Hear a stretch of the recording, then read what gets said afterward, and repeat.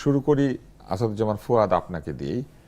আমরা অতি সম্প্রতি দেখতে পেয়েছি একজন কন্টেন্ট ক্রিয়েটার, সোশ্যাল ইনফ্লুয়েন্সার, কিন্তু তিনি আসলে খুব একটা যে রাজনৈতিক টপিক করতেন তা নয়। নানান ধরনের আনন্দময় কথাবার্তা, কম বয়সী তরুণীরা যেসব বিষয় নিয়ে কথা বলে, নানান ধরনের গেম খেলা, হইচই করা একটি মেয়ে। এবং তিনি একজন ফুটবলারের কন্যা। তার দাদি হচ্ছেন বাংলাদেশের দাবার চ্যাম্পিয়ন, মহিলা দাবার চ্যাম্পিয়ন, এবং তিনি কিন্তু একটা গিনেস বুকের রেকর্ডও হোল্ড করেন। এতবার দাবায় চ্যাম্পিয়ন, একটা ন্যাশনাল দাবাতে কোনো নারী পৃথিবীতে নাই। তিনি এই বয়সে এসেও, এখন তিনি যথেষ্ট পরিণত বয়সে, সেখানেও তিনি চ্যাম্পিয়ন হয়েছেন এই গত ন্যাশনাল চ্যাম্পিয়নশিপে। আমরা দেখলাম যে তার প্রতি অত্যন্ত কদর্য ভাষা আক্রমণ শুরু হলো, এবং খুবই এক ধরনের মানে খুব, আমি বলবো যে বিব্রতকর একটা পরিস্থিতি, যেখানে সে হাসপাতালে ভর্তি। তখন থেকে এটা শুরু হয়েছে এবং তার মৃত্যুর পরও সেটা বন্ধ হয় নাই।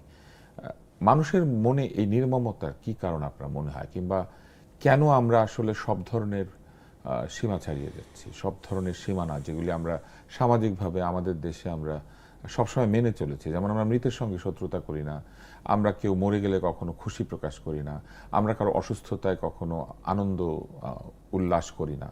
কিন্তু এটা কেন হচ্ছে? আমাদের আসলে কি প্রজন্মে পরিবর্তন চলে এসেছে? আমরা কি অনেক বেশি ঘৃণার পৃথিবীতে প্রবেশ করেছি? ধন্যবাদ। শুরুতেই আমি কারিনার রুহের মাগফিরাত কামনা করছি, তার মৃত্যুতে তার পরিবারের প্রতি সমবেদনা। এবং আপনি যেটা রেজ করেছেন, আমি পরিচয় দিকে তার বাবার পরিচয় দেই নাই। তিনি কিন্তু জাতীয় দলের অধিনায়ক ছিলেন, ভাই। হ্যাঁ, আমার স্টপার ব্যাক ছিলেন। ভালো সম্পর্ক আছে কাসার ভাইয়ের সাথে। আমরা অনেকবার মিট করেছি, কথা বলেছি। রাজনৈতিক এবং অরাজনৈতিক দুটো সম্পর্কই আছে ওনার সাথে। তো আপনি ওই যে রিয়াকশনের কথা বললেন না, দেখেন, আমি একটা শোক জানিয়ে একটা পোস্ট দিয়েছি, সেখানে আপনার হাহা রিয়াক্ট করছে, এটা ধরেন প্রায় ক্লোজ টু 2.5 মিলিয়ন ভিউ হয়েছে পোস্টটা। তা তো ধরেন হাহার তো শব্দ নাই, 40,000 যারা লিখছে ওটা ধরেন তো আছেই। 40,000-এর উপরে শুধু হাহা রিয়াকশন করেছে, মানে 4,000-এর উপরে কমেন্ট দেখলাম, মানে বিশ্রী ভাষায় গালাগালি আর কি, এই ধরনের। এখন আমরা যারা রাজনীতি করি, ধরেন আমাদেরকে রেগুলার এই ধরনের ভাষার সাথে আমি অভ্যস্ত, এই জন্য আমারও তো গায়েটায় লাগে না, চামড়া মোটা হয়ে গেছে আর কি। কিন্তু প্রশ্ন হচ্ছে যে এই অসুস্থতার মনস্তাত্ত্বিক জায়গাটা কি? এটা কি পুরো সমাজ না একাংশ? এখন আমি এটার ক্যারেক্টার বোঝার চেষ্টা করলাম। ধরেন আমি প্রায় 100 থেকে 150-র মতো আইডি ভিজিট করলাম। হাহা বাজে কমেন্ট যারা করেছেন, মোটা দাগে সবাই আওয়ামী লীগের লোক, মোটা দাগে। মানে তারা তাদের ফেসবুক পেজে সে সমর্থন ঘোষণা করেছেন। মানে ধরেন শেখ হাসিনার পোস্ট আছে, বঙ্গবন্ধুর পোস্ট আছে, আওয়ামী লীগের পোস্ট আছে। দ্বিতীয়ত হচ্ছে তারা প্রচণ্ড রকম জুলাইকে ঘৃণা করেন, 24কে ডিজোন করেন, এরকম একটা ক্লাস। তৃতীয় ক্যারেক্টার দেখলাম তাদের ভিতরে যে ইনুস সরকার সব বাংলাদেশটাকে জাহান্নাম বানায় দিয়ে গেছে। চতুর্থত হচ্ছে বিজেপির মতো এরকম কিছু একটা দরকার বাংলাদেশে, যারা এদেরকে সাইজ করে দিয়ে যাবে। তাদের ক্যারেক্টার অ্যানালিসিস করলেন আপনি? মানে এই যে হাহা ক্যারেক্টারটা অ্যানালিসিস করলাম আমার পোস্ট থেকে। এটা অন্য কেউ ডিফার করতে পারে, আনিস ভাই তার এক্সপিরিয়েন্স বলবেন। তো সেইখানে দেখেন যে এইটা মানে পুরো সামাজিক কাঠামো না, এটা আসলে একটা স্পেসিফিক কাল্টের কাছ থেকে আমরা এই রিয়াকশনগুলো পাচ্ছি। এবং এমন একটা ফিগার যে আমার মতো ধরেন প্রচণ্ড এন্টি আওয়ামী লীগ ফিগার না। যেমন আমি তো হাসিনার বিরুদ্ধে 1000টা বক্তব্য দিছি, 1000টা কথা ডেইলি বলি। তখন আমাকে আওয়ামী লীগের লোকদের ঘৃণা করার ন্যায্য রাজনৈতিক জায়গা আছে, কিন্তু এই মেটার মানে গালাগালি করবার জায়গাটা কোথায়? আপনি যদি বিরোধিতাও করেন, আপনাকে ঘৃণা করতে হবে কেন? না, মানে আমাকে গালাগালি করেন, কোনো সমস্যা না, মানে আমার পলিটিক্সে আমি এটা মেনে নিয়েছি। কিন্তু প্রশ্ন হচ্ছে যে সে তো আমার টাইপের লোক না, মানে যাকে আপনি ন্যায্যভাবে বৈধভাবে রাজনৈতিক জায়গাতে আপনি আমার ডেমোক্রেসিতে আমি এটা অ্যালাউড মনে করি, আমাকে গালি দেওয়ার অধিকার রাজনীতিতে থাকতে হবে। কিন্তু সে তো পলিটিক্যাল লোক না। এবং জুলাইতেও সে খুব প্রমিনেন্ট রোল প্লে করেছে, জুলাই গণ অভ্যুত্থানের ফ্রন্ট লাইনার ছিল, তেমন কেউ না। সে শেষের দিকে দেখেছি বিভিন্ন আন্দোলনে মিছিলে তার ছবি টবি দেখেছি আর কি। তাহলে এই অসুস্থতার জায়গাটা কোথায় আসলে? এই অসুস্থতার জায়গাটা হচ্ছে, একটা হলো গ্লোবাল ফেনোমেনা আছে, মানে পরিবার সমাজ তো ভেঙে গেছে প্রযুক্তির কারণে। আপনার 80-র দশক থেকে কন্টিনিউয়াসলি প্রযুক্তি নির্ভর বসবাস করবার কারণে যেটা হচ্ছে, বাবা মায়ের শাসন, টিচারদের শাসন, চটথাপ্পড়, বেতের বাড়ি, এইটা গ্লোবালি চলে গেছে। এবং আমি যেহেতু ইংল্যান্ডে আপনার স্কুলে কলেজে কাজ করেছি, আমি দেখেছি ওখানকার বাবা মারা একই কথা বলতো যে আমাদের সময় তো ছেলে মেয়ে এত বেয়াদব ছিল না, এত ইনডিসিপ্লিন কেন, এবং টিচাররা ছেলে মেয়েদেরকে ম্যানেজ করতে পারছে না, বিভিন্ন সিচুয়েশন অ্যারাইজ করতেছে। এবং এই ফেনোমেনা এখন আমাদের সমাজেও আছে। দেখবেন যে শাসন করা যাচ্ছে না, মুরব্বীদের কথা শুনছে না, বড় ভাইদের কথা শুনছে না। এই যে সামাজিক জায়গাটা ছিল, এই জায়গাটা নষ্ট হয়ে গেছে এবং সেটা অনেকগুলো জায়গা আছে। একটা হচ্ছে পরিবার, প্রযুক্তি। দ্বিতীয় আরেকটা বিষয় হচ্ছে যে ইউরোপে আপনার ফ্যাসিবাদ বিরোধী যে রিসার্চগুলো হয়েছে নাৎসি এবং ফ্যাসিস্ট পার্টিগুলোকে নিয়ে, তারা ক্যারেক্টার অ্যানালিসিস করে দেখেছে যে লম্বা সময় যদি আপনি মানুষকে গণতান্ত্রিক মূল্যবোধ চর্চার বাইরে রাখেন, তার মত প্রকাশের ভেন্টিলেশন করতে না দেন, তখন ওরকম একটা মানে সাফোকেটিং এনভায়রনমেন্টে মানুষ তার ল্যাঙ্গুয়েজ হারায় ফেলে, তার ডিসেন্সি হারায় ফেলে, কি বলা যাবে কি বলা যাবে না সেটা হারায় ফেলে। এবং এক্স্যাক্টলি দেখেন যে আমি হাসিনার বিরুদ্ধে, আমি এটা বলি যে আমি হাসিনার বিরুদ্ধে অনেক বক্তব্য দিয়েছি, কিন্তু কোনোদিন কোনো স্ল্যাং ব্যবহার করি নাই। মানে পলিটিক্যালি আমি হাসিনার বিরুদ্ধে কথা বলেছি, কিন্তু আপনি দেখবেন তারেক রহমানের বিরুদ্ধে, হাসিনার বিরুদ্ধে মানুষ হেন কোনো বাজে শব্দ নাই যেটা তারা ব্যবহার করে না। ইভেন দেখবেন রিসেন্টলি এক আওয়ামী লীগের নেতা মারা গেছে চিটাগংয়ের, তার মৃত্যুতেও একই রকম শব্দ আমরা দেখেছি। খুবই দুঃখজনক। আমি তার রাজনীতি অপছন্দ করি, তার মিথ্যাচার, তার বক্তব্য, এবং সেগুলোও আমি মৃত্যুর দিনে, জানাজার দিন আমি এগুলো নিয়ে কথা বলবো না। তাকে নিয়ে যদি আমার সমালোচনা করতে হয়, আমি 2-3 দিন 4 দিন 1 সপ্তাহ সময় নিব, 10 দিন, যে ওনার এই স্টেটমেন্টগুলো মিসলিডিং ছিল, অসত্য ছিল। উনি জিয়াউর রহমানকে নিয়ে যে কথাগুলো বলেছেন এগুলো কোনোভাবে কাম্য আমরা না। কিন্তু এই ধরনের প্রবণতা আগেও দেখেছি। বিরোধী যারা একসময় আওয়ামী লীগের বিরোধী ছিলেন, তারাও তখন আবার এরকম গালিগালাজি করতেন। আলহামদুলিল্লাহ বলা মৃত্যুতে আমরা দেখেছি যে এটা পারস্পরিক হয়ে একদম গিয়েছে। একদম জামাত নেতাদের আপনি শুধু অ্যাসেস করেন, শাহবাগ থেকে শুরু করে গণজাগরণ মঞ্চ, জামাত নেতাদের ফাঁসি, এর প্রত্যেকটা জায়গায় আমরা এই একই রকম আচরণ দেখেছি যে এইটা অ্যালাউড। এখন প্রশ্ন হচ্ছে সমাজ আকারে, বুদ্ধিজীবী আকারে, সিভিল সোসাইটি আকারে, গণমাধ্যম আকারে সেই দিনকে আমরা বলেছিলাম যে আপনি বিচার চান, কিন্তু মৃত্যুর পরে আলহামদুলিল্লাহ পড়ার কালচারকে আপনি অ্যালাউ করছেন কেন? এটা তো অন্যায় কাজ।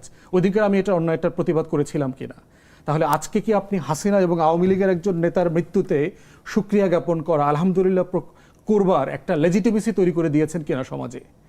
তো এই জন্য আপনি যখন গ্রামার তৈরি করবেন, মানে থমাস জেফারসন আপনার আমেরিকার প্রেসিডেন্ট ছিল, আপনি জানেন। এটা দিয়ে শেষ করে আমরা আনিস আলমের কাছে যাই। জেফারসনিয়ান ফিলোসফি আছে। জেফারসন বলেছেন যে তুমি এমন একটা স্টেটে দেশ গভর্ন করো as like a perpetual opposition. তুমি বিরোধী দলে থাকলে কি ধরনের আচরণ তুমি অন্যের কাছ থেকে আশা করো, সরকারের কাছ থেকে, সমাজের কাছ থেকে। পুরো রাজা আলেকজান্ডারকে বলেছিলেন যে রাজার আচরণ রাজার মতো হওয়া উচিত। ব্যাকরণ, সিভিল সোসাইটির এই ব্যাকরণের ফ্যাসিবাদ তারা তো কায়েম করেছে। আমরা আনিস আলমগীর আপনার কাছে যাই। এই প্রবণতা আমরা লক্ষ্য করেছি। আপনি যখন কারাগারে গিয়েছেন তখনও আপনাকে আক্রমণ করা হয়েছে, আরেকটি পক্ষ আপনাকে আক্রমণ করেছে, যেখানে আপনি একটি মিথ্যা মামলায় কারাগারে গিয়েছিলেন। তো এই প্রবণতার আসলে কারণ কি? মানে কেন এইভাবে মানুষ? এটা হচ্ছে ঘৃণার সংস্কৃতি। আমরা দীর্ঘদিন থেকে আমাদের সোসাইটিতে ঘৃণার সংস্কৃতি লালন করছি। মানুষ কি এইভাবে ঘৃণাতে বসবাস করতে পারে আসলে? পারছে। আমি এটা বহুদিন আগে লিখেছি, অন্তত 10-12 বছর আগে থেকে লিখছি এই যে ঘৃণার সংস্কৃতি নিয়ে। এগুলো ক্রিকেট দিয়েও শুরু হয়েছে, ইন্ডিয়াকে ঘৃণা করাও। এটা আমাকে বহুদিন আগে একজন কূটনীতিক বলছে দেখো এই যে ঘৃণার সংস্কৃতি যে তোমরা তৈরি করছো, এটা দিয়ে কী হবে? পরবর্তীতে দেখা যাবে তোমরা নিজেরা ঘৃণা করবা, তখন আর লোক নাই। আমি এটা ইন্ডিয়া পাকিস্তানের মধ্যে যে ঘৃণা সংস্কৃতি নিয়ে কথা বলছেন, তো পরবর্তীতে হচ্ছে নিজেরা আর ওই লোককে না পায়ে নিজেরা ঘৃণা ছড়ায়। পাকিস্তানও শুরু হয়েছে, ইন্ডিয়াও শুরু হয়েছে, এখন এটা বাংলাদেশের কালচারের মধ্যে ঢুকছে, একজন আরেকজনকে ঘৃণার সংস্কৃতি ছড়ানো। এবং আমি স্পেসিফিকলি বলবো যে আলহামদুলিল্লাহ কালচারটা শুরু করছে আমাদের মৌলবাদীরা। প্রগ্রেসিভ লোকজন যখনই মারা যেত তখন এরা বহুদিন আগে থেকে এটা শুরু করছে যে আলহামদুলিল্লাহ। তো এটা ওদের কালচারের মধ্যে ঢুকে গেছে। এখন ইদানিং না, আমার আরও একটা এক্সপিরিয়েন্স হয়েছে সাইদির মৃত্যুর সময়। দেলাওয়ার হোসেন সাইদি যখন মারা গিয়েছে, যুদ্ধ অপরাধী হিসেবে মারা গিয়েছে এবং জেলখানায় মারা গিয়েছে, আমি বললাম যে এই লোকটার এই অপরাধে মারা গেছে, কিন্তু জগতে যদি ভালো কাজ করে থাকে আল্লাহ তাকে বেহেশত নসিব করুক। ভাই আপনি মনে জানা আছে ওইটা, এই প্রগতিশীল সমাজ আমার আইডি দিয়ে ক্যাম্পেইন করেছে আনিস আলমগীরকে আনফ্রেন্ড করো। হ্যাঁ, আমার আনফ্রেন্ড করা শুরু করলো। আমি এটাতে লিখেছিলাম যে আমার কি মানে ছিঁড়া আপনি গেল। প্রগতিশীল একটি গোষ্ঠী দিয়ে আক্রান্ত হয়েছিলেন, যারা নিজেদেরকে প্রগতিশীল হয়েছি দাবি মানে কি, করে। আমি প্রতিনিয়ত দুই গোষ্ঠী দ্বারা আক্রান্ত। এই গোষ্ঠী মনে করে আমি ওদের লোক, এই গোষ্ঠী মনে করে এদের লোক। আজকেও আমাকে আক্রমণ করতেছে। এদের আক্রমণের কোনো ইয়ে নাই। এখনো আক্রমণ হচ্ছে যে কি জানি এখন লেটেস্ট যেটা হইলো, ভুলে গেছে যে মানে অনেক আক্রমণের কারণে আপনি আক্রমণের কথা ভুলে যান। ফুয়াদ যেটা বলেছে যে ফুয়াদেরও মনে থাকে না, এত বেশি আক্রমণ হয় যে এত সে আর মাত্রা মনে আক্রমণ। রাখে না। এখন হচ্ছে যে ওই যে ইয়ের যেমন আমি সারা জীবনে এতবার বিভিন্ন জায়গাতে ব্যান্ড হয়েছি, মানে কথা বলতে দেয় নাই, এখন আমি আর মনে রাখি না যে আমি সত্য কথা বলেছি বা যাই বলেছি। লেটেস্টটা মনে পড়ছে ওই যে ডেইলি স্টারে একটা মানে ডেইলি স্টারের আয়োজন না, হাম বিশেষজ্ঞ। হাম বিশেষজ্ঞ হয়ে গেছে। আচ্ছা, আপনার মনে আছে আমরা ওই দিন 6 জন একটা টক শো করলাম, আপনারা 4 জন ডাক্তার, আমি ডাক্তার ছাড়া শুনলাম শুধু আমি আর এই মাসুদ কামাল ভাই, আপনারা 4 জন। বলেন সেই আলোচনাতে কি হয়েছে, আমরা হাম বিশেষজ্ঞ হিসেবে গেছিলাম। তো ওই অনুষ্ঠানটাতেও আমার টাইম ছিল না, আমি আধা ঘন্টার জন্য গিয়েছি। মাসুদ কামাল, আমি নর্মালি এগুলো অ্যাভয়েড করি এই ধরনের অনুষ্ঠান, আমার বক্তৃতা বাজিতে যাই না। ওইটা ধরুন আপনি গিয়েছেন, আমরা ওইটা নিয়ে আলাপে আসবো, কিন্তু আমরা যে ঘৃণার বিস্তার, তাহলে এই ঘৃণার বিস্তার বন্ধ করবো কি করে, বা এই ঘৃণার বিস্তারের একটা কারণ কি, বা বৃহৎ কারণ কি রাজনীতি? যে মেয়েটাকে অন্য না, কারণে তো ঘৃণা করছে না, রাজনীতির জন্য ঘৃণা করছে। যে মেয়েটাকে নিয়ে আপনি কথা বললেন, কারিনা, তাকে আমি শৈশব থেকে চিনি। হ্যাঁ, কারণ কায়সার ভাই তাকে, সে যখন মারা গেল রাত বোধহয় 2টা-2:30টার সময়, আমি যখন দেখলাম আমি শোক প্রকাশ করলাম। ওইখানে 11,000 লোক লাইক কমেন্ট করেছে, সেখানে 2.3K, আমি ও বলাতে আমি এখন আমারটাও দেখলাম 2.3K হাহা দিয়েছে, যে এটা এই মৃত্যুতে হাহা দিয়েছে। পরের দিন আমি আরেকটা স্ট্যাটাস লিখলাম যে আমরা মানে আমরা শোক দিবসে আমরা নৃত্য করি আর মৃত্যুতে আমরা হাহা দিই, এটা নিয়ে একটা লেখা লিখলাম। ওইটাতে একটু ভদ্রতা হয়েছে, ওইটাতে একটু কমছে, হাহা কমেছে, হাহা কমেছে। এবং ওই হাহাকারী যেগুলো দিয়েছে ওগুলো আবার এনসিপি এবং জামাতি। হ্যাঁ, তো এই যে সংস্কৃতি ওইখানে ব্যারিস্টার ফুয়াদের ওখানে যারা হাহা করেছে তারা আওয়ামী লীগের লোক, আপনাকে যারা হাহা করেছে তারা আবার আমার এখানে আওয়ামী লীগের লোক ছিল তো, যে প্রথম দিন হাহা করেছে ওরা, দ্বিতীয় দিন হাহা করেছে এরা 2.3। আর যখন আমি সম্প্রীতির কথা বললাম যে আমাদের আসলে এই ইসলাম এগুলো কাম্য করে না, আমরা এগুলো করা উচিত না, আমরা বঙ্গবন্ধুর মৃত্যু দিবসে ওইখানে কেন আমরা ডিজে পার্টি করব এবং লাগাবো, নৃত্য করবো ওইখানে, সেই ঘৃণাটা, মানে এই ঘৃণা বিস্তারী যে সমাজ, সেটা আমাদেরকে কোথায় নিয়ে যাবে? এরপর কি এরকম হবে যে পাশাপাশি বাসায় মানুষের মৃত্যু হবে, এই বাসায় মৃত্যু হবে, ওই বাসায় লোকে নাচবে? ওটাই বলছি আমি, যে আপনি একজনকে যে শ্রদ্ধা করে তাদের নেতার মৃত্যু দিবসে আপনি নৃত্য করতেছেন, তাদের 32 নম্বর ভাঙেন আপনি করে মজমা করে, তো যখন আপনি যে ঘৃণা যখন ছড়ান তখন তো নিজেদেরটা খেয়াল থাকে না। তখন আপনাকে যখন আবার এই একই মাত্রায় ফেরত দেওয়া হয়, তখন আপনি বলেন যে হে কি বলছে। এবং আপনি আরেকটা জিনিস খেয়াল করেন, যারা কারিনার এই ঘৃণা নিয়ে লিখেছে যে কারিনাকে কেন এত ঘৃণা করে, ওই লিখতে গিয়ে ওরা কি বলছে জানেন? ওই লিখতে গিয়ে আবার আক্রমণ করছে, এই আওয়ামী গোষ্ঠী ফ্যাসিস্ট অমুক তমুক এই। তার মানে আপনি তখনও আওয়ামী লীগ এবং শেখ হাসিনা এবং তার 14 গোষ্ঠী, তাহলে কি ঘৃণা বিস্তারের জন্য প্রধান দায়ী হচ্ছে রাজনীতি? মানে ঘৃণা বিস্তারের জন্য নিজেরাই। তো এটা তো রাজনীতির কারণে করছে, তার সঙ্গে তো কারো ব্যক্তিগত বিরোধ নাই। না, ব্যক্তিগত বিরোধ নাই, রাজনীতি। তা আপনি যখন আমার রাজনীতিকে পছন্দ। ফুয়াদ, আপনার কাছে আরেকটা গণ অভ্যুত্থান হলে নির্বাচন কমিশনে হাত দিব, এটা বলেছেন নাসিরউদ্দিন পাটোয়ারি। আরেকটা গণ অভ্যুত্থান হওয়ার সম্ভাবনা কি আপনি দেখেন কিনা, এবং সেরকম একটা পরিস্থিতি তৈরি হয়েছে কিনা? কেন এত তাড়াতাড়ি আরেকটা গণ অভ্যুত্থানের কথা বলতে হচ্ছে? কেন নির্বাচন কমিশনে হাত দেওয়ার কথা বলতে হচ্ছে? নির্বাচন কমিশন তো ছিল, সংস্কার যখন হয়েছে ডক্টর মোহাম্মদ ইউনূস নির্বাচন কমিশন পুনর্গঠন করেছিলেন, এবং তারপরে তো সেই নির্বাচন কমিশন ভোটও করেছে।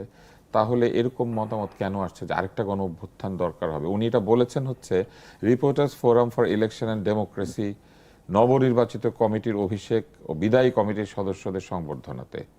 এবং তিনি বলেছেন স্থানীয় সরকার নির্বাচনেও যদি পরিস্থিতি এরকম হয় শক্ত হাতে প্রতিবাদ করা হবে। নাসিরউদ্দিন পাটোয়ারি এটা বলেছেন, এবং তিনি বলেছেন এটা টোটালি একটা ইঞ্জিনিয়ার্ড ইলেকশন ছিল। আপনি এই কথার কোনো জায়গা থেকে একমত? একটা বিষয় হচ্ছে যে নির্বাচন কমিশনের রোল নিয়ে তো আমাদের অসন্তুষ্টি আছে, আমার নিজেরও আছে, এবং সেটা আমি নির্বাচনের আগে পরে প্রেস কনফারেন্স করে এবং পার্সোনালি দেখা করে আমি কমিশনের যারা দায়িত্বে আছে তাদেরকে বলেছি কোথায় কোথায় অসন্তুষ্টি আছে। এখন ইলেকশন ইঞ্জিনিয়ার্ড কিনা এই বিষয়টা ধরেন মানে সোফার কনভারসেশনের জন্য ঠিক আছে, কিন্তু পাবলিকলি বলবার জন্য যে পরিমাণ এভিডেন্স দরকার সেইটা বলবার জন্য সাফিসিয়েন্ট এভিডেন্স আমাদের কাছে নাই পাবলিক প্লেস করবার জন্য। কারণ ইঞ্জিনিয়ারিং জিনিসের তো কোনো এভিডেন্স আপনি কখনো খুঁজে পাবেন না। 111 একটা ইঞ্জিনিয়ার ইলেকশন হয়েছে, বিএনপিকে হারানো হয়েছে 100 সিটে, এবং অনেকগুলো কোলাবোরেটিভ জায়গা আমরা আইডেন্টিফাই করে বলতে পারবো, কিন্তু ওটার কনক্লুশনে আপনি ইলেকশন ইঞ্জিনিয়ার হয়েছে ওই সামারিতে আসাটা মানে জনগণের উপর ছেড়ে দিতে হবে আর কি। তো আমরাও বিভিন্ন জায়গায় এটা কথা বলেছি, যেমন ধরেন লেভেল প্লেইং ফিল্ড ছিল না, ল এনফোর্সমেন্ট অভিযোগগুলি এজেন্সি, তো আমরা জানি, অনেক অভিযোগের পেছনে যুক্তিও আছে, এক্স্যাক্টলি, কিন্তু সবকিছু মিলিয়ে একটা গ্রহণযোগ্য নির্বাচন তো হয়েছে। মানে মোটা দাগে বিএনপি ক্ষমতায় আসতো না এইটা আমি মনে করি না। মানে আপনি হয়তো সিটের কিছু আসনের ব্যাপারে হয়তো হেরফের আপনাদের কথা হইতো, রয়েছে, তাই না? সিটের হেরফের হইতো, বাট আমি পার্সোনালি শুরু থেকে একই কথা বলেছি, 160-70 এইরকম একটা রেঞ্জে বিএনপি ক্ষমতায় আসতো। কারণ বিএনপি হচ্ছে তার পলিটিক্যাল লাইফের সবচেয়ে আনপপুলার রিয়েলিটিতে নির্বাচন করছে এবং সবচেয়ে বেশি সিট পাইছে তার পলিটিক্যাল লাইফে। বিএনপি সবচেয়ে বেশি পপুলার ছিল হচ্ছে 1991-এ, সেখানে সে সর্বোচ্চ সিট পেয়েছে 140। এবং 5ই আগস্টের পরে যে রিয়েলিটি প্রকাশিত হয়েছে বিএনপি সম্পর্কে, বিএনপির গ্রহণযোগ্যতা, পপুলারিটি গ্র্যাজুয়ালি কমেছে।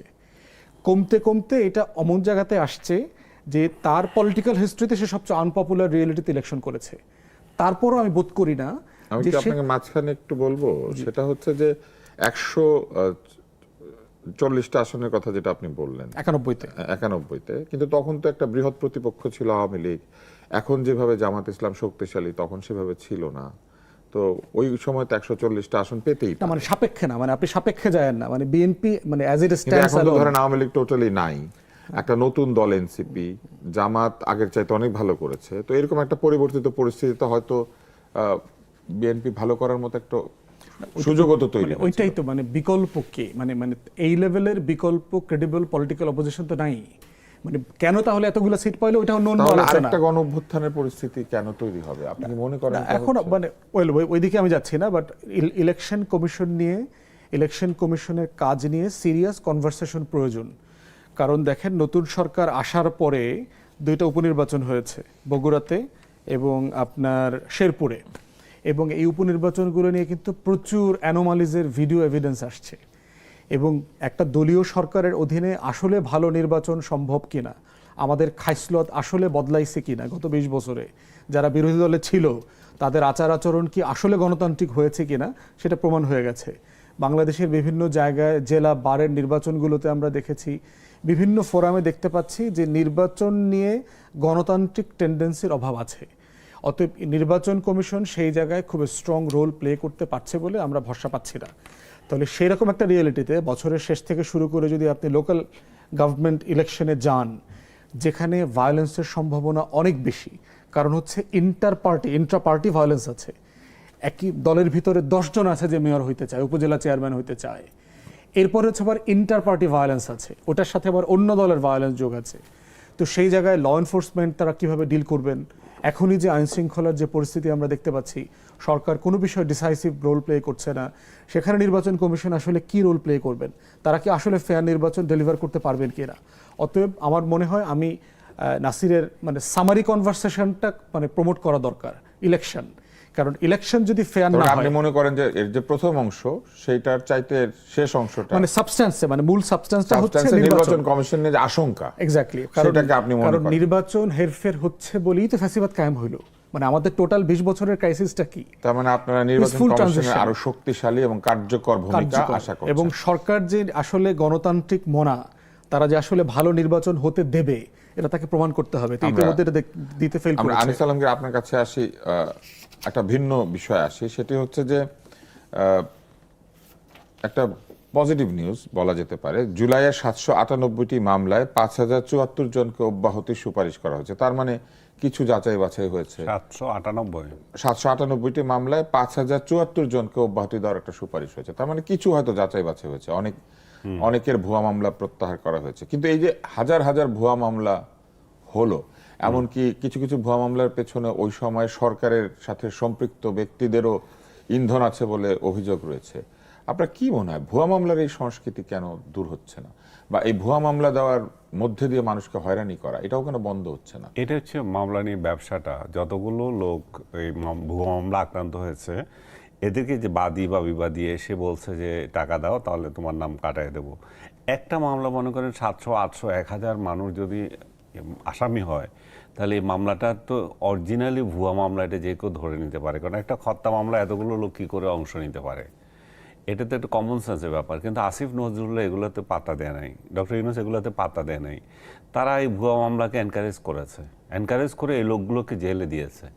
একটা সাধারণ তৃণমূল পর্যায়ের লোকদেরকেও এই মামলাতে ঢুকিয়ে এবং মামলা দিয়ে তারপর আগে জেলে ঢুকিয়ে তারপর মামলা দিচ্ছে। আমার ক্ষেত্রে যেটা হয়েছে, ধরে নিয়ে গিয়ে একটা মামলা সাজিয়ে দিয়েছে। তো এরকম অনেককে ধরে নিয়ে গেছে, কি করবে, তখন আরেকটা মামলাতে জড়িয়ে দিয়েছে। এখন যেটা হয়েছে 7টা 8টা মামলা তো আপনি পালেন, ওইটা কি বলে, জামিন পেলেন। জামিনের পরও আপনাকে এবার শোন অ্যারেস্ট দেখাচ্ছে। শোন অ্যারেস্ট দেখাচ্ছে যে এই আপনি ওই অজ্ঞাতনামা এক মামলাতে আপনার দেখাচ্ছে 7টা 8টা মামলা পরে আমার মানে অন্য মামলা যেখানে অজ্ঞাতনামা লেখা আছে সেই অজ্ঞাতনামার মধ্যে আপনি আছেন বা ওনারা আছেন, যাদেরকে আটকে রাখা হচ্ছে। অজ্ঞাতনামা একটা মামলাতে বলে শোন অ্যারেস্ট দেখানো। এই ঘটনাটা ঘটেছিল যমুনা টিভির বাবুলের সঙ্গে, উনি মারা গেছেন এখন, নুরুল ইসলাম বাবুল সাহেবের সঙ্গে, যে যমুনা টিভির যিনি মালিক, যমুনা গ্রুপেরই মালিক ছিলেন। তো ওনার সাথে 2004-এর দিকে এই ধরনের ঘটনা ঘটছিল। তখন একটার পর একটা যখন হলো, মানে উনি শোন অ্যারেস্ট হচ্ছিল, তখন হাইকোর্ট একটা জাজমেন্ট দিছে যে এই ধরনের 2 মাস, অন্তত 2 মাস তাকে এই ধরনের মামলা দেখানো যাবে না। তাকে 2 মাস পরে তোমার যদি এরকম মামলা থাকে তাকে দেখাও, তার সে যাতে এর মধ্যে দেখাবে যে সে করতে পারে, মানে আত্মপক্ষ সমর্থন করতে পারে। সেটাকে এখন গুরুত্ব দেওয়া হচ্ছে। এই মামলাটা যদি এটা নিম্ন আদালতকে নির্দেশ দেওয়া হয়েছিল, এটা ভেরি রিসেন্টলি এটা নিয়ে আমি লিখেছি টোটাল ডকুমেন্ট দিয়ে। নিম্ন আদালতকে নির্দেশ দিয়েছে হাইকোর্ট, তাহলে নিম্ন আদালতের সেটা মানার কথা। আমাদের তো ব্যারিস্টার আছেন এখানে। না, আমি শেষ করে দিচ্ছি। তো এই প্রসেসটা যদি মানাও হয়, তাহলে কিন্তু শোন অ্যারেস্টের থেকে যে মানুষ হাজার হাজার মানুষ বেঁচে যাবে এবং জেলখানা থেকেও বের হতে পারবে। এরা আরেকটা শোন অ্যারেস্টের আরেকটা বিজনেস করতেছে, ওসিগুলা, যে থানার ওসি আছে, ওই এলাকার ওসি তো বের হবে, তাদের সরকার একটা নিয়ম আছে, আপনি যদি জামিন পেয়ে যান তখন 12টা এজেন্সিকে জানাতে হয় অমুক জামিন পেয়েছে, তোমাদের আপত্তি আছে কিনা। সেটা নাকি এখন কমিয়ে 3-4টাতে এনেছে এবং পুলিশ রেখে দিয়েছে। এই পুলিশে বেশিরভাগ ক্ষেত্রে এই মামলার বাণিজ্যটা করতেছে। বাদীকে ওই যে এখন তো নতুন কোনো মামলা পায় না, কি করবে, আরেকটা অজ্ঞাতনামা মামলা, ওই জায়গায় একটা ছিনতাই হয়েছিল, ওই জায়গায় একটা ডাকাতি হয়েছিল, এগুলাতে আরও রাজনৈতিক মামলা না, শুধু বাইরের মামলাতে ঢুকিয়ে দিচ্ছে। ইভেন সবচেয়ে বেশি সংখ্যক মামলা আমার মনে হয় এই পর্যন্ত হয়েছে কয়েক হাজার, সেটা হচ্ছে 28শে অগাস্ট না অক্টোবর বোধহয়, যে বিএনপির জনসভায় যে হামলা হয়ে যে ইলেকশন ফন্ড করে দিল, বিএনপি সিটিং প্রোগ্রাম করার কথা ছিল, ওই মামলার ওই সময় একটা লোক মারা গিয়েছিল রাস্তায়। এর সাথে এই আন্দোলনের কোনো সম্পর্কই নেই, হার্ট অ্যাটাক বা কিছুতে। তার বাবা এটা নিয়ে মামলা করেছিল বা ওই সময় এটা সমাধানও হয়ে গেছে। সে একজনের কর্মী দাবি করে এক মহান নেতা বেরিয়েছে এবং সে কয়েক হাজার লোককে এই মামলা আসামি করছে। এবং আমার 2জন রুমমেট ছিল, ওই 2জনে আবার এই মামলায় আসামি, কারাগারের রুমমেট, কারাগার বন্ধু, মানে জেলমেট। এই দুইজনই আবার অজ্ঞাতনামা মামলা ওইখানে পেয়েছে। মানে এবং একজনকে নাম দিয়েছে ছাত্রলীগের সহসভাপতি।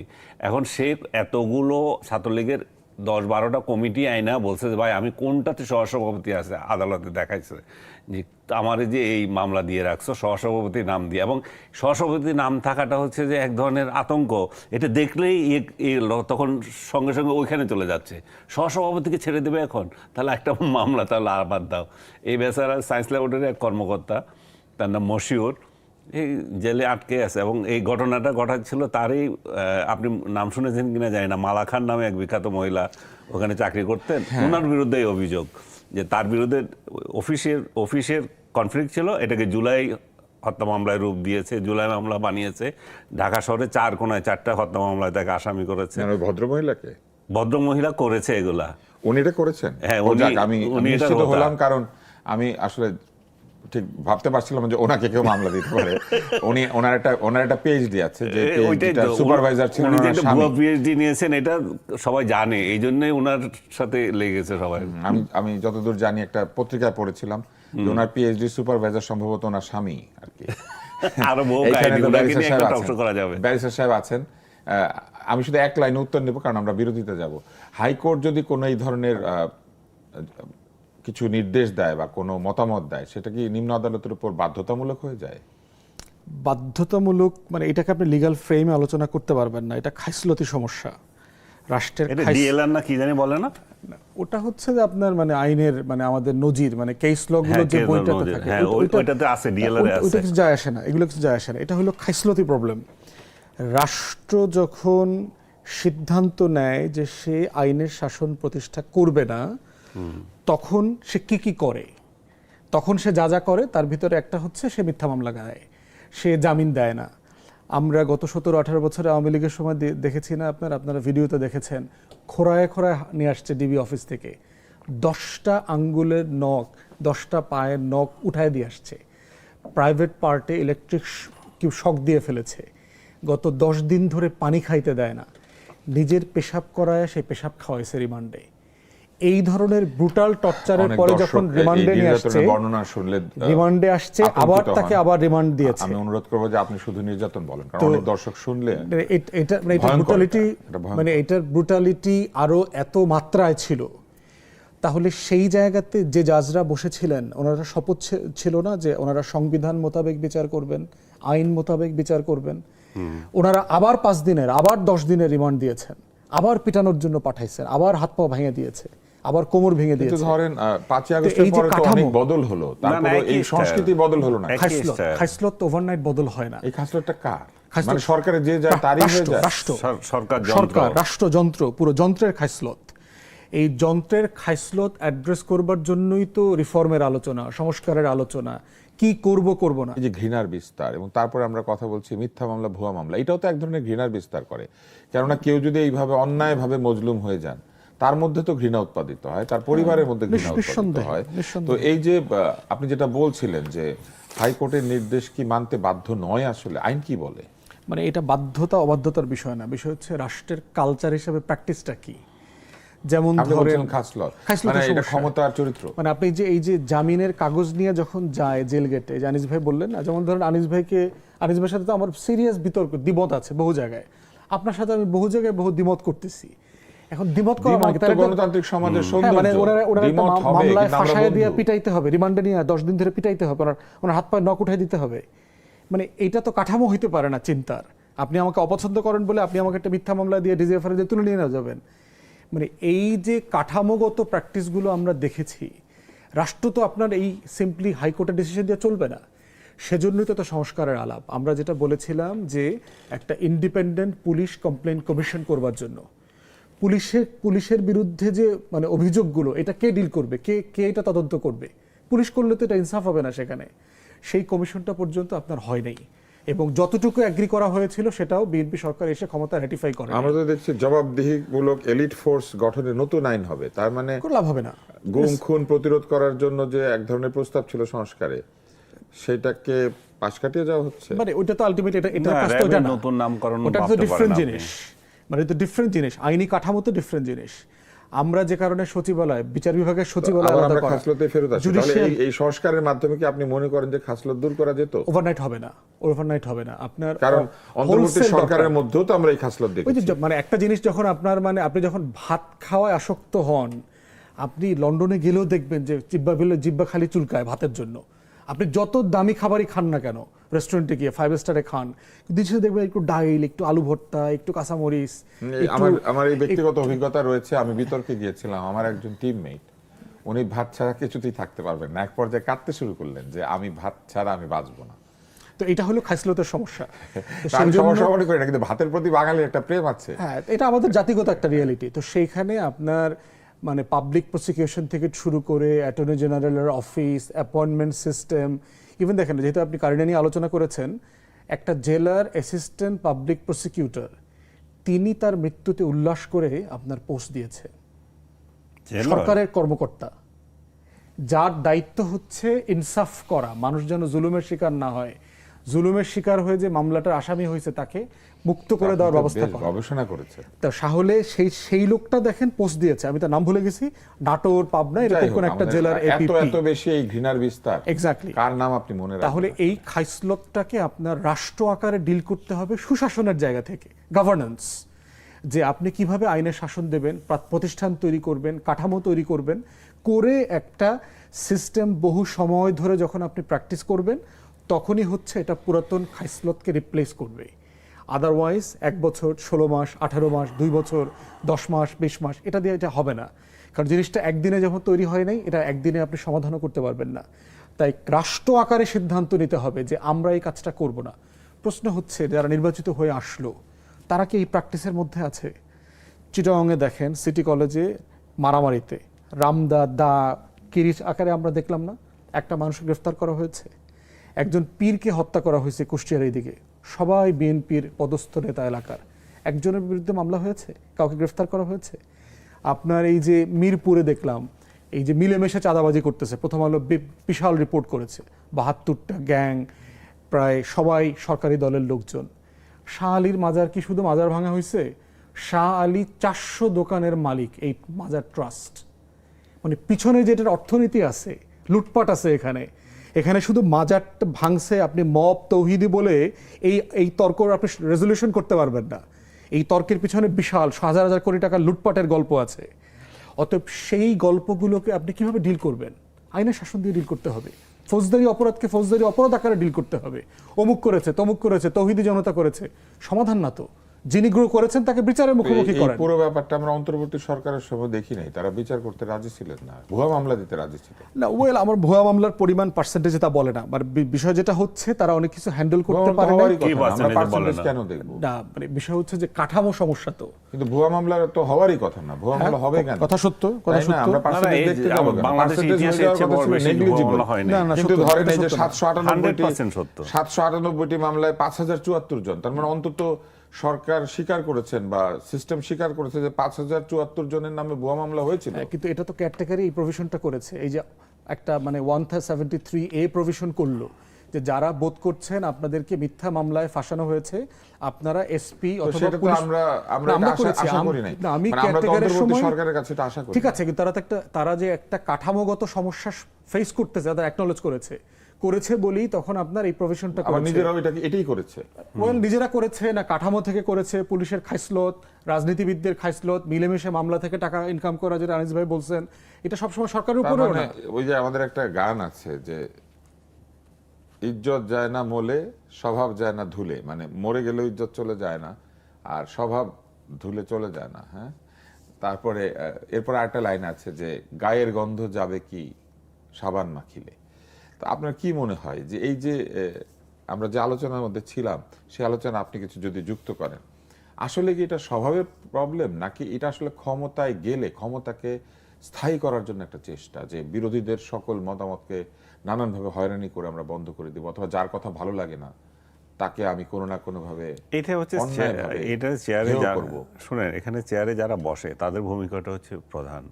ওনারা আসলে কোন দিকে নিতে চান, এটা হচ্ছে সবচেয়ে বড় বিষয়। আপনি স্বরাষ্ট্রমন্ত্রী হয়েছেন, আপনি কি আসলে আগের স্বরাষ্ট্রমন্ত্রী যেভাবে পুলিশ দিয়ে যে হয়রানি করেছে, পুলিশ যেভাবে যা ইচ্ছা করেছে, সেটাকে আপনি ওকে করে দেবেন? না আপনি ওরে ধরে আনেন, এরে ধরে আনেন, এগুলো করবেন? না আপনি বলবেন যে তোমরা নিয়ম মতো চলো, এবং পুলিশ প্রশাসনে একটা স্থিতিশীলতা আনো। তোমরা পুলিশের ভিতরে, এবং পুলিশ হত্যা যতগুলো ঘটেছিল, পুলিশকে অবৈধভাবে চাকরিচ্যুত করা, পুলিশের দলীয় দালালির জন্য একটা শ্রেণীকে আপনি সাজা দিচ্ছেন, কিন্তু নিরীহ মধ্যম সারির বা নিম্ন সারির যারা বসের আইন মানতে বাধ্য, তাদের নিয়ম, তাদের আইন, অভ্যন্তরীণ আইন অনুযায়ী তাদেরকেও আপনি সাজা দিচ্ছেন। তো ওভারঅল আপনি যদি চিন্তা করেন যে, এবং আইন মন্ত্রণালয়ের একটা ব্যাপার আছে, আইন মন্ত্রণালয় কি আগের মতোই চলবে? তাদের প্রসিকিউশন যেটা করে দিচ্ছে তারা সেটাতেই মেনে নেবে? তাদের তো প্রসিকিউশন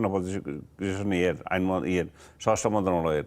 তা তাদের আইন কর্মকর্তারা কি করবে এখানে, তারাও কি এটা সায় দেবে কিনা, তাদের আইন কর্মকর্তারা এমনি ভুয়া মামলা তারা জানে, তারপরেও তারা ওইখানে গিয়ে ডিফেন্স করছে এবং তারা আবার এক ধরনের ভীত হয়। ভেরি রিসেন্টলি আমি আমার একটা মামলাতে গিয়েছিলাম এবং অহেতুক কিছু মানে ডিফেন্স করছে তারা। আমি বলি, কেন এরা এটা করতেছে, এরা তো জানে এটা ভুয়া। তো বলছে এখানে গোয়েন্দা আছে, এই আপনার যদি এইটা বিরোধিতা না করে গোয়েন্দারা আবার ওনার নামে রিপোর্ট দেবে। মানে অদ্ভুত, মানে রাষ্ট্রযন্ত্রের কোনো চেঞ্জ নাই, এটা আগের মতোই আছে। তো এইগুলো হচ্ছে যে যিনি ক্ষমতায় থাকবেন, যেন চেয়ারে বসবেন, ওনার তরফ থেকে এই ধরনের নির্দেশগুলো যেতে হবে, আদারওয়াইজ এগুলো চেঞ্জ হবে না। তার মানে মাথা যদি সরাসরি হস্তক্ষেপ না করে হবে না, তাহলে এটা হবে না। কারণ ওনাকে ওরকম করে বুঝাবে, ওনাকেও ওরকম করে বুঝাবে আগের জনকে যেভাবে বুঝিয়ে গেছিল। তার মানে যারা বুঝায় তারা তো সবচেয়ে বড় ইনফ্লুয়েন্সার। তারা একটা ভুল বিষয় এত বুদ্ধিমান, এত শক্তিশালী, এত উচ্চ পদের মানুষকে বোঝাতে পারে। তাদের মধ্যে একদমই ভীতি কাজ করে। তারা মাসিমারা কেরানি, যেটা বলি মাসিমারা কেরানি, তো আপনি জানেন কীভাবে আসলো। ওই যে ওই ফাইলের মধ্যে ওই জায়গায় একটা মাসি মরেছিল, সে পুরনো ফাইল ঘেটে দেখেছিল, তারপর একটা মাসিকে মেরে সে ওইখানে লাগিয়ে দিয়েছিল যে এই ফাইলটা তো এইভাবে যাবে। তো তারাও একই ধরনের ভীতিতে আছে। তারাও যদি বিবেক বুদ্ধি খাটিয়ে কোনো একটা ডিসিশন নেয়, স্যার যদি এটাতে রেগে যায়, কারণ স্যারদেরও তো এই সংস্কৃতি আছে যে তুমি এটাতে আগে কিভাবে হয়েছিল, তুমি এভাবে করলা কেন। আমরা অনেক তর্ক করেছি, আমরা এমনকি উচ্চ কণ্ঠেও তর্ক করেছি, কিন্তু আমাদের মধ্যে খুবই চমৎকার সম্পর্ক এবং এইটাই তো রাজনীতি হওয়ার কথা ছিল।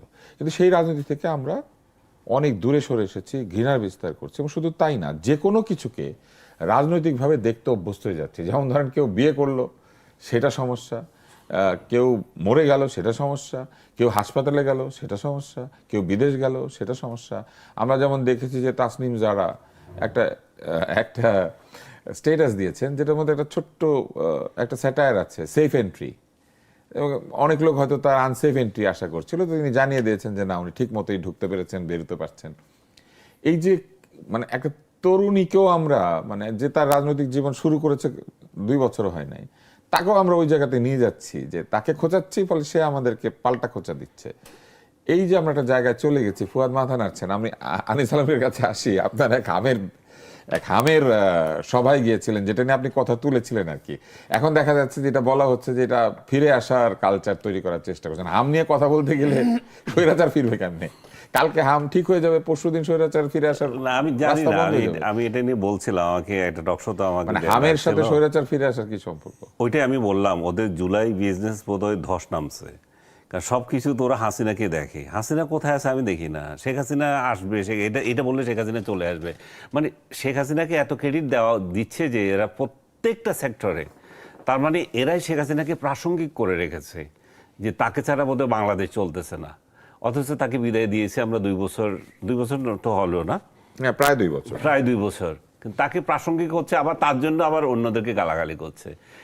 যে প্রসঙ্গটা তুলতে চাচ্ছিলাম যে ডেইলি স্টার ভবনে একটা মানে হাম নিয়ে একটা আয়োজন করা হয়েছিল যে এত যে শিশু মারা যাচ্ছে এটা নিয়ে একটা অ্যাওয়ারনেস তৈরি করার জন্য। আমাকে মাসুদ কামাল ভাই এবং আরও অনেক বিশেষজ্ঞ এখানে গিয়েছিল, যারা বিশেষজ্ঞ মানে ওই লেভেলে, যারা ফিল্ড লেভেলে কাজ করছে এইটা নিয়ে, রিপোর্টার, বিশেষ করে প্রথম আলো রিপোর্টার, ডেইলি স্টারের রিপোর্টার, সাংবাদিক, আরও অন্যান্যগুলো, এদের মতামত চাচ্ছিল।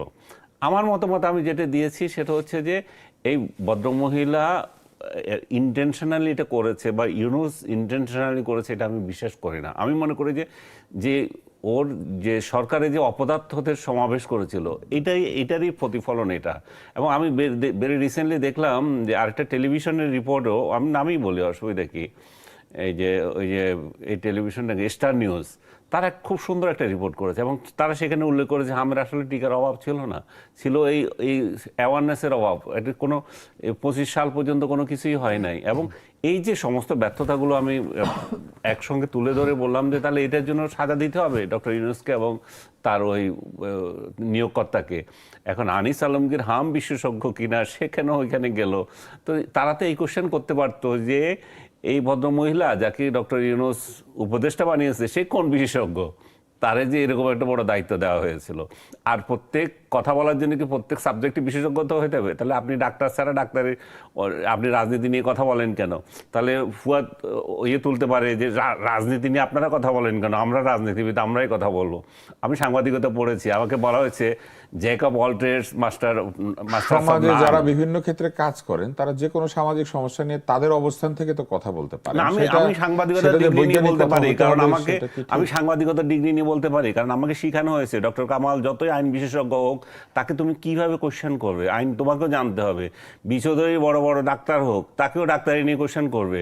এটাই নিয়ম, এটাই সাংবাদিকতা। এখন আমি বলবো না কেন? এখন যাদের গা জ্বলতেছে, যাদের ব্যবসাতে সমস্যা হচ্ছে, জুলাই বিজনেস করতে পারছে না, তারা ডক্টর ইউনূসকে নিয়ে কিছু বললে এটাতে গায়ে লাগিয়ে দিচ্ছে, অথচ ওরা নিজেরাই 500 শিশু হত্যা নিয়ে কিছু বলে না। ওরা ওরা ওরা ইউনূসকে দায়ী করে না, ইউনূস প্রসঙ্গ নাই, এবং এটা ঢাকার জন্য এরে ওরে অভিযোগ করে।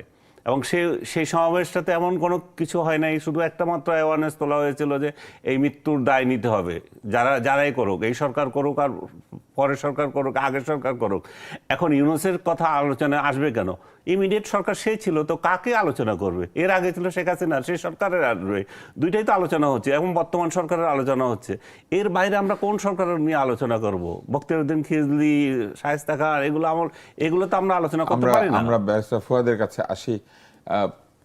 যে কোনো সামাজিক সমস্যা হোক কিংবা সামাজিক উদ্যোগ হোক, সেখানে তো সমাজের বিভিন্ন ক্ষেত্রে মানুষের আসতেই পারেন, এবং যে অনুষ্ঠান বা যে কাজটা ঠিক কোনো বৈজ্ঞানিক সভা না, আর সেখানে এসে যদি তারা তাদের হয়তো অজ্ঞতা থেকেও কথা বলতে পারেন, তো তাতে ওইখানের কথাবার্তা বা কন্টেন্ট কি সেটা না জেনে শুধু উপস্থিতির কারণে কি সভাটা বিতর্কিত হয়ে যায়? আমি একটা সেকেন্ড বলি, আপনি বলছেন অজ্ঞতা থেকেও বলতে পারে, পারে না মানুষ, না বলতে পারে, কিন্তু ওইখানে অজ্ঞতা থেকে বলেছে, সেরকম যদি বলতো যে এই আমি প্রশ্ন বলেছে, হ্যাঁ, আমাকে একটু সাংবাদিকতা করতে দেন।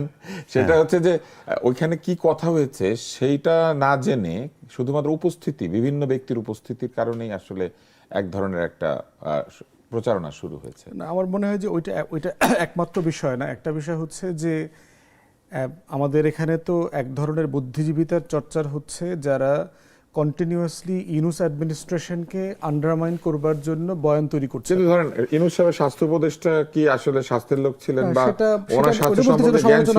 এখন ধরেন হাম নিয়ে যারা কথা বলতে গেছে তারা হাম বোঝে না, স্বাস্থ্য উপদেষ্টা তো স্বাস্থ্যই বুঝতো না। ঠিক আছে, ওইটা নিয়ে সমালোচনা করার সুযোগ আছে, কিন্তু প্রশ্নটা কেন উঠছে এই জন্য বলছি আর কি।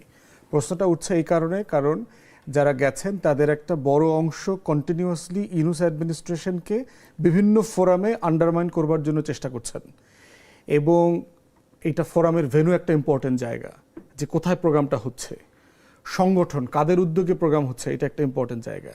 এই কম্বিনেশনগুলো সোশ্যাল মিডিয়াতে রিয়াকশন ক্রিয়েট করাটা জেনুইন, এটার ভিতরে আমি কোনো সমস্যা দেখি না। আপনি গেছেন, আপনার প্রোগ্রাম, আপনার বক্তব্য দিয়ে আসবেন, আপনারা দেখে আমার ওইখানে একটা মতামত তৈরি হইতে পারে, এটাও কারেক্ট, ঠিক আছে। আমরা নিজেরা আমাদের দলের পক্ষ থেকে হাম নিয়ে একটা ব্রিফিং করেছি, আমি জানি না আপনার চোখে পড়েছে কিনা।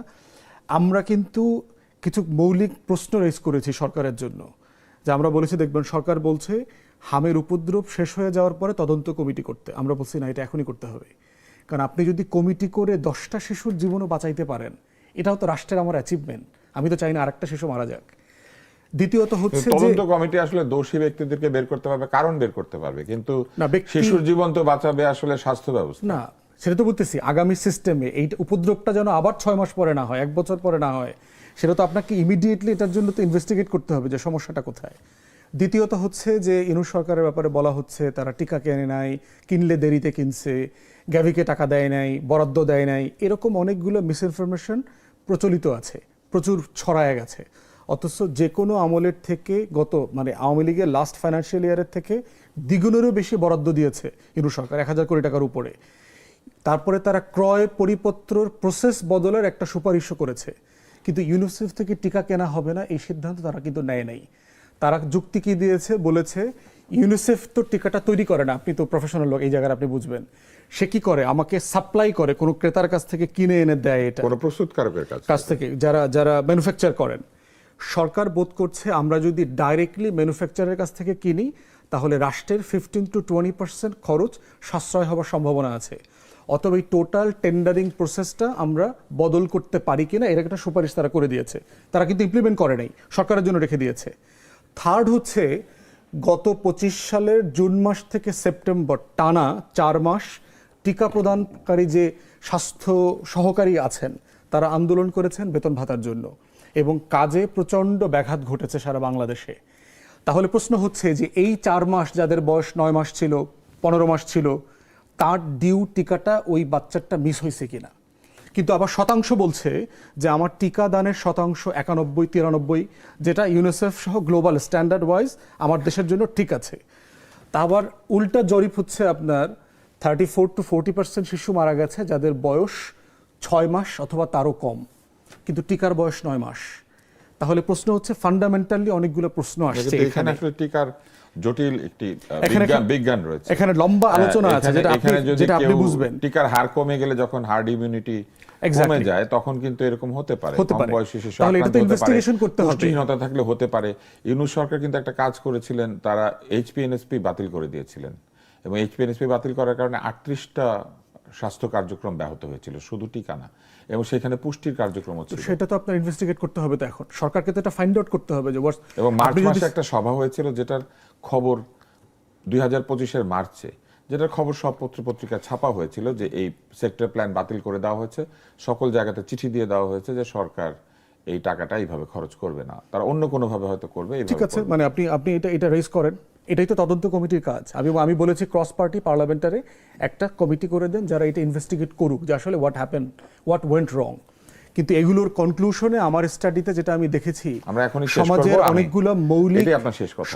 অনেকগুলো মৌলিক মানে ফেয়ারনেসের কোয়েশ্চেন আসছে। আপনি দেখবেন যারা মারা গেছে তারা সবাই গ্রামীণ দরিদ্র কৃষক পরিবারের, অভাবী পরিবারের সন্তান এবং পরিবার। তাহলে হ্যাঁ, মোটা দাগে ম্যালনিউট্রিশন একটা বড় জায়গা, ইকোনমিক ফেয়ারনেস একটা বড় জায়গা, নিউট্রিশন ছিল, রাইট। তাহলে এটা রেজ করতে হবে ওখানে, ইনভেস্টিগেশনের মাধ্যমে তো সেটা আসবে যে কেন দরিদ্র পরিবারের সন্তানরা মারা গেল, কেন আইসিইউ নাই, কেন বেড নাই, কেন আমার হেলথ কেয়ার সিস্টেম ওই পর্যন্ত যেতে পারে নাই। আমাকে তো সামগ্রিক কনভারসেশনটা করতে হবে। শুধুমাত্র ইউনূস সরকার দায়ী, শুধুমাত্র স্বাস্থ্য উপদেষ্টার ডিগ্রি নাই, এই কনভারসেশন এরা সমাধান করবে। হ্যাঁ, তাহলে আমরা একটা জিনিস বুঝলাম যে ডিগ্রি না থাকলেও স্বাস্থ্য উপদেষ্টা হওয়া যায়, কিন্তু ডিগ্রি না থাকলে সারা পৃথিবীতে, কিন্তু ডিগ্রি না থাকলে হাম নিয়ে কথা বলা যায় না। আমরা এই পর্যায়ে এসে আজকের অনুষ্ঠান শেষ